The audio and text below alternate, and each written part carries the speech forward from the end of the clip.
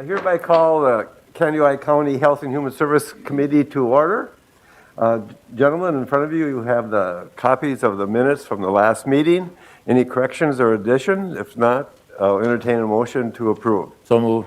A motion by Commissioner Mattson to approve the minutes, a second by Commissioner Emdek. Okay, and I'll call the question. All in favor, say aye. Aye.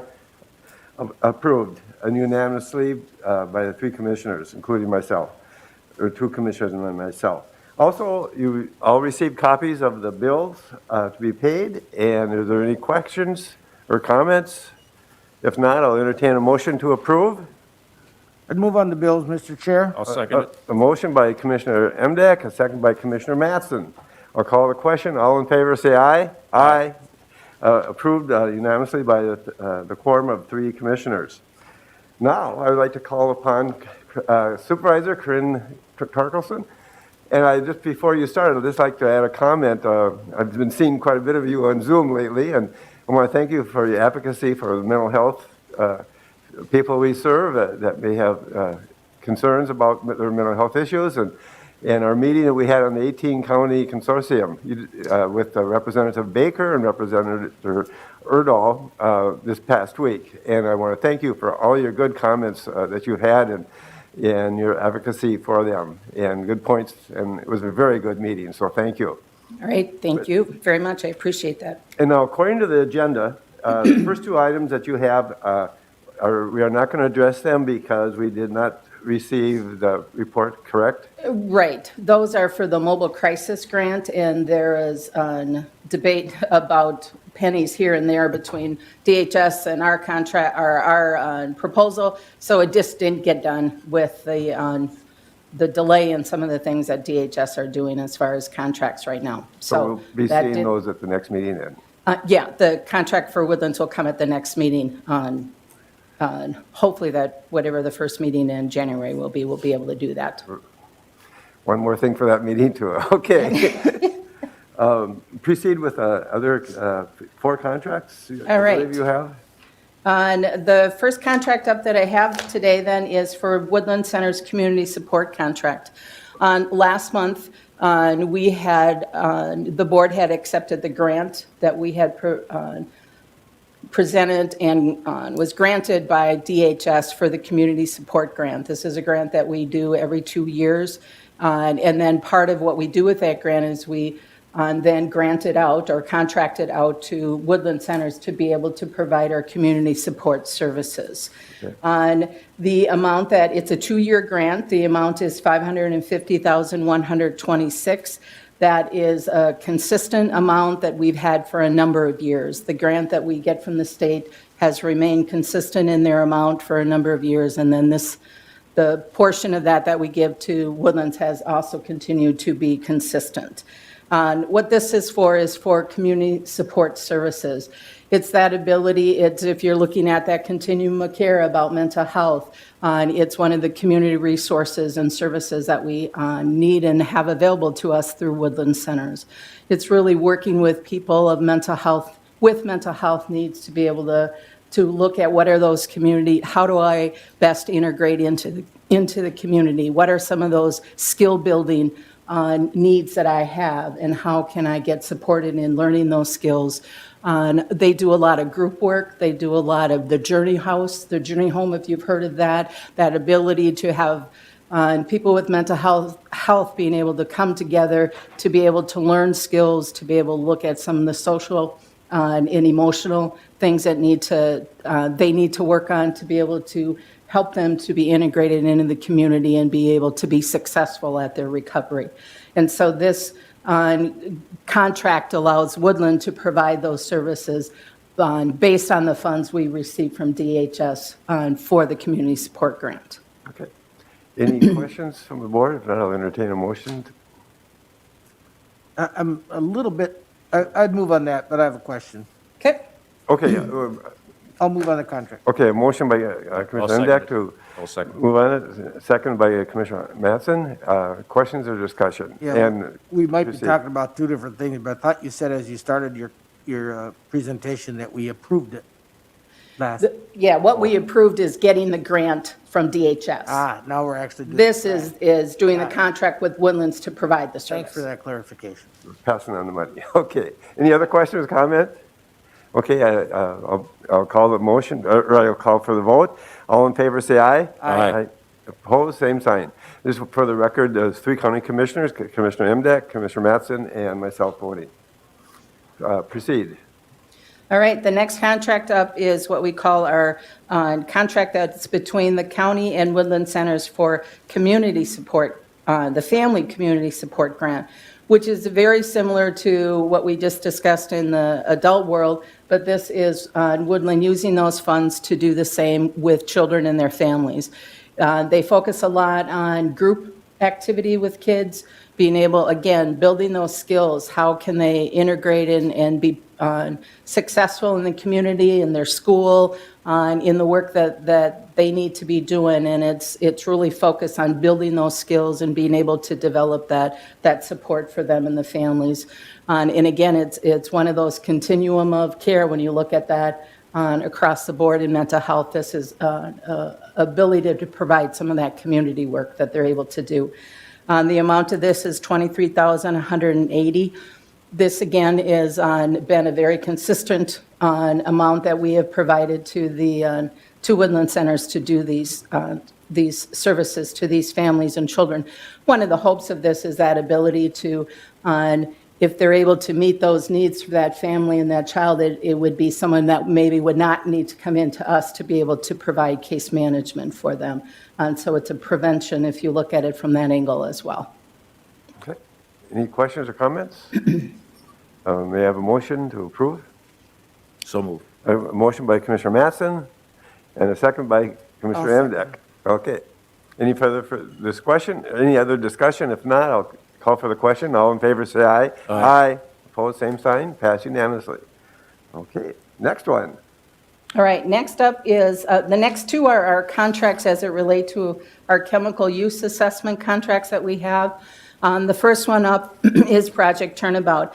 And as you are aware from past conversations and past contracts in years, we contract out with the 3 providers, Woodlands, Project Turnabout, and Divine Hope, to be able to provide our Rule 25 on chemical use assessments. We're required by statute to provide those to people who meet the criteria for that. The first contract I have is a Project Turnabout chemical use assessment contract. What we're doing on this contract, again, is to do just a 6-month. The chemical use assessment and substance use disorder is under reform across the state. And one of the things that is reforming is that Rule 25s will be going away. And direct access is what they're calling it. So someone doesn't need to come to the county to be able to get that assessment. They're going to be able to go directly to the provider and get those assessments. And then the provider will be able to bill out directly for those assessments. And right now, the provider, we are required to provide that, and then the provider bills us to be able to provide that assessment, that Rule 25 assessment. So what we've done with the Project Turnabout contract is just to do it as a 6-month, because our hope is that as direct access it's up now, and as it gets rolling, we're going to be able to hopefully maybe move out of these contracts, because the providers are going to be able to just be able to bill directly for that service. So we just kept it at a 6-month. What's different in Project Turnabout's contract is that we give them a lump sum, because then they guarantee us slots on their calendar for our assessments. And so we did it as a, excuse me, as a 6-month contract at the rate of $6,637 for those 6 months, for them to be providing those slots for that 6 month. Any questions, comments? One thing I noticed, I believe it was a 3% increase over the last one. Yeah, and that, some of that is based on trying to accommodate the no-shows. There's a fair amount of no-shows that can happen in our clientele, and that is to help allow some accommodation for that. The rate that they have had has been consistent for a number of years. We haven't given them any increase. And so this is just to be able to get through these 6 months. We did an increase. Okay, any further questions or comments about the project turnabout contract? If not, I'll entertain a motion. Also move, Mr. Chairman. A motion by Commissioner Amman. Is there a second? I'll second that. A second by Commissioner Emdek. And I'll call the question. All in favor, say aye. Aye.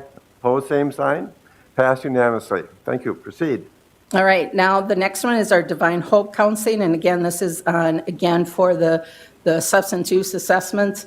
And what we do in this contract that's different than the Project Turnabout contract is it's a rate per assessment, so it's $125 per assessment. And so they allow it, they put slots when they have them available, they put those slots onto their calendar, and then we pay them a flat rate of that $125 for those assessments.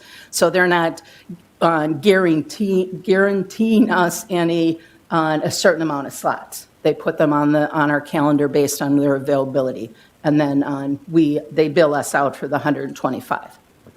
Any questions or comments? I would so move. A motion by Commissioner Mattson I'll second and a that. second by Commissioner Emdek. Any further questions? If not, I'll call the question. All in favor, say aye. Aye. Opposed, same sign. I'd just like to point out, 4 commissioners are present, and they voted for this contract as well as the previous one. And the Commissioners Amman, Commissioner Berg, Commissioner Emdek, and Commissioner Mattson. Please proceed. All right, the next thing up that we have is the need to develop or to approve a variance policy for our family child care program. What is happening now, what the state is making a requirement for us to have a policy and then for that policy to be given to all providers as well as posted on our website. And so what we've done is created that policy. Nothing in this policy is different than what our current practice is. It's just formalizing it into a policy process so that we can post that on our website and be able to provide it to all of the providers. Again, this is for family child care. This is for the in-home child care. This isn't for centers. And some of our, what the state also created are new forms. Right now, every county could create their own forms for variance policies, but now there's a unified form across the state that people are required to utilize. That form makes them look, they have to put in what their current enrollment is, they have to identify what their variance request is, and then they also have to get parent signature for all of their current enrollment on the request for their variance. If you look at the variance on what I had handed out to you as this is typically capacity and age are the things that most of our variance requests are about. And this grid, if you will, that I handed out to you really looks at this is what the requirement is. This is what statute and rule says happens. And so what a variance would do would be asking for there to be an accommodation away from this policy, away from this grid. So it may be, as you read through the policy, you'll see maybe it's an example of where a sibling. So you have a child who's in foster care, maybe they're a preschooler, and now the family has a new child. So that they want to bring that infant in. And the provider maybe isn't going to have a slot available based on their license capacity. But maybe they're going to lose someone. They know they're going to lose maybe a school ager in 2 months. And so the variance would allow for that infant, that sibling to start, and then you have that variance for that 2 months. Does that make sense? So it's really trying to accommodate some of those things that are unique to what meets the rules and the statute according to the capacity and age. Like I say, age and capacity are probably the biggest things that we are doing variances on. As you look at some of the denials, we can't look at more than 14 in a home. We can't look at, we're not going to okay we're not going to okay 4 infants in a home. Those are some of the things that's not even a question asked. It's really taking each of those situations, seeing what that capacity is, looking at age as well as total numbers, and how we can accommodate that variance, obviously looking at health and safety at all times. And how is the provider going to assure health and safety if we're doing a variance? A variance can't be more than 6 months. It's not a get a variance and you're good till the child is 11 years old or anything like that. It's really looking at that time limited. What does that do for the ability to provide safe and healthy care for the child, but yet being able to accommodate those unique situations. We are low in our daycare homes. We need more daycare homes, more daycare slots, if you will, across the county. And so we really look hard at these to be able to accommodate the providers as we're able to and open up some of those opportunities for parents to have daycare. And I take it you're looking for a motion to approve? To approve the policy. To approve the policy and the variance changes. Okay. Any questions at this point? If not, I'll entertain a motion to approve. So move, Mr. A motion by Commissioner Emdack. Second. A second by Commissioner Mattson. No more questions. I'll call the question. All in favor, say aye. Aye. Opposed, same sign. Pass unanimously. Well, thank you for All right, thank you very much. well-presented contracts and information. And next, we'll be calling upon Director Jenny Lippert. And you also got a couple contracts, or 4 contracts for us, it looks like, to consider.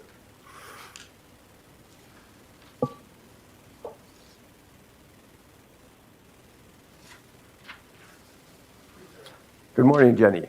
Good morning. The first contract I have here is for our Prairie Lakes Youth Programs. So just as a reminder, Prairie Lakes Youth Programs provides corrections, detention, secure, and non-secure alternative programs for boys and girls ages 10 to 21. Locally, we contract with them for both their secure and non-secure programs, along with residential services for their boys and girls group home, which is a transition and independent living program and also alternative residential services. Prairie Lakes Youth Program has proposed a 5% increase for the 2021 year contract for the secure and non-secure program, and then a 4.6% increase for the 2021 year for the residential programs. Prairie Lakes does offer our county a better rate as we are viewed as a member county. And in your board packets, there are separate documents that show each individual rate if you have specific questions. Corky, I know you're on their board, so I didn't know if you have anything else to add for the increase. No, the only thing I have to add is serving on that board, they've really been struggling because of COVID and having financial issues. So looking at 5% and a 4.6% increase didn't sound too big. Sitting up here now is another concern, but I do support this. Any further questions or comments? Mr. Chair, I would move on that. A motion by Commissioner Emdack to approve, second by I'll second. Commissioner Mattson. I'll call the question. All in favor, say aye. Aye. Opposed, same sign. Pass unanimously. Thank you. The second contract I have is for our Greater Minnesota Family Services, which offers shelter care. The shelter care provides crisis, shelter, and respite care for youth at very crucial times in their lives. Youth are involved in individual and group therapy, and shelter care has a 2-level system to improve social, emotional, and behavioral outcomes. Our proposed contract with Greater Minnesota Family Services, we're looking at a 2-year contract this year, so it would be for years 2021 and 2022, both years at a 3% increase. Our daily rate would be $212.09 for year 2021, and then $218.45 a day for year 2022. Just like Prairie Lakes Youth Program, since Greater Minnesota Family Services is located here in Candy Ojai County, they do give us a cost break as we are viewed as an in-county contractor versus the surrounding counties. So surrounding counties pay $246 a day. Any questions or comments? I'll move to approve, Mr. Chairman. A motion by Commissioner Almond to approve, a second by Chair Corky Byrne. Any further question? If not, I'll call the question. All in favor, say aye. Aye. Pose same sign. Pass unanimously. Next, I have 3 different contracts that we utilize different interpreting agencies for. We're looking to renew all 3 contracts for the year 2021 with no change in rates for any of the 3 contracts. In your board packets, you guys have the specifications for each agency that we work with. So we have one for Arch Language Network, another one for Somali Connection, and the last one is West Central Interpreting. Again, no changes currently for the 2021 contracts. Okay. I would move. A motion by Commissioner Mattson I'll second and a it. second by Commissioner Emduck. Yeah, any questions or comments? Mr. Chair, one quick question. Proceed. These are on an as-needed basis, right? It isn't, we pay so much and then, Correct. Yep, we call them and then we schedule per appointment. Yep. And these are mandated services we have to provide as well. Yes. And we want to. Yes. Yep. Any further questions? I'll move to approve. Okay, I believe we have a motion Got and a a motion. second already. Second. Okay, I'll call the question. All in favor, say aye. Aye. Pass. Opposed, say same sign. Pass unanimously. Thank you. And then lastly, I have a contract with United Community Action Partnership for our health consultant fee. So UCAP utilizes our public health nurses to complete annual site visits, monthly consultation visits, staff training, and we do look over their documentation. This is for their Head Start program. We are looking to keep our contract the same, so we have a contracted rate with UCAP of $55 an hour plus our staff travel time, and we're looking to keep that the same for the 2021 year. I would move, Mr. Chair. A motion by Commissioner Mattson. Do I have a second? I'll second that. Second by Commissioner Emduck. Any further questions, discussion? It's been a good partnership. Very Been good. very good. Very Yeah. good. All right, I'll call the question. All in favor, say aye. Aye. Pose same sign. Pass unanimously.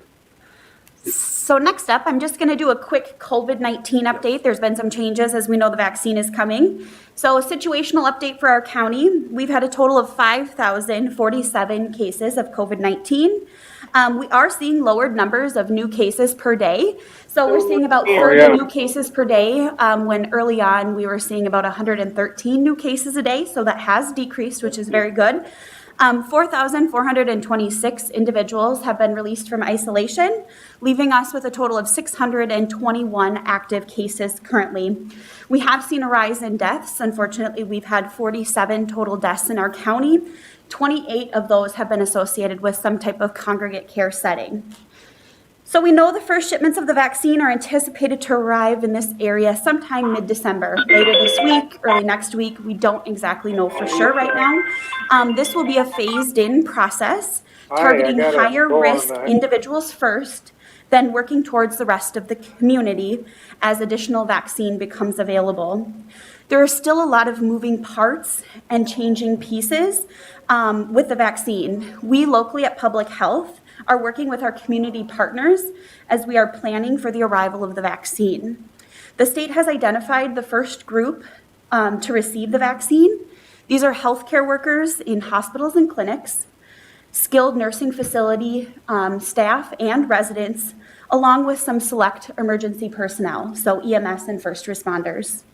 MDH has not released decisions on the rest of the phases yet, but in general, it is expected that Phase 1B would likely consist of essential workers, and Phase 1C would consist of people with high-risk medical conditions or those over the age of 65. These likely could change as MDH finalizes their distribution plans for the state. Some things we know about the vaccine, both Pfizer and Moderna are the first manufacturers to be releasing the vaccine. Just so everyone knows, both of these manufacturers must meet strict and existing safety standards. The vaccine we know will take 2 doses, about 1 month apart for full protection. You need to get the same vaccine for both doses. The vaccine right now is only recommended for adults. There's still more data needed for children. After the second dose, it will take about 6 weeks, about 2 weeks for your body to build up protection. So it's a total of about 6 weeks from the first vaccine to when you should be fully protected.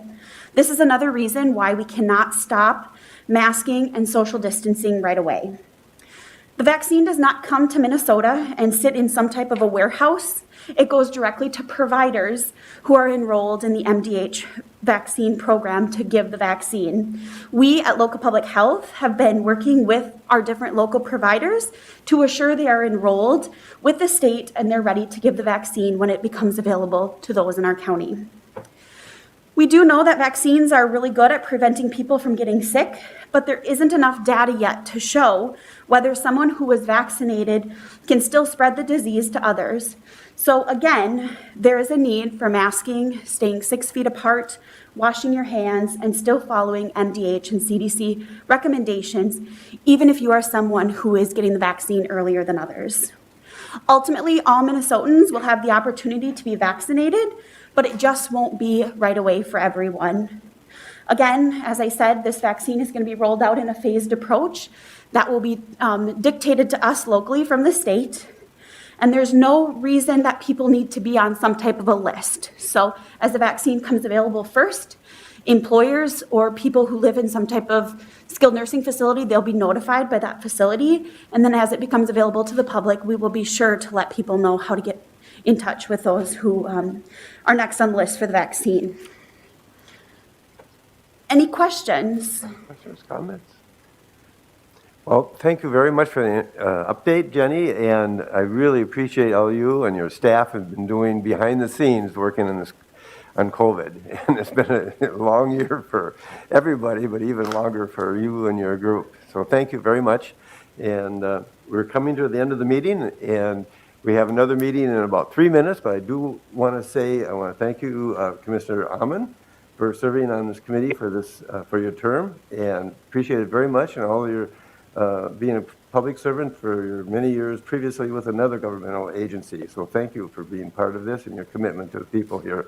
Also like to say the same thing to Commissioner Mattson, who you're serving on this committee for 26 years. And I'm thinking you maybe haven't even missed a meeting. Nevertheless, if you did, it had to be one or two. And all your public service that you've given as a public servant. Very much appreciated. And I'd like to recognize present is Commissioner-elect Dwayne Anderson and Commissioner-elect Steve Gardner. So thank you, and we'll be looking forward to seeing you up here in 1 month, or next month. Thank you, and I hereby adjourn the meeting.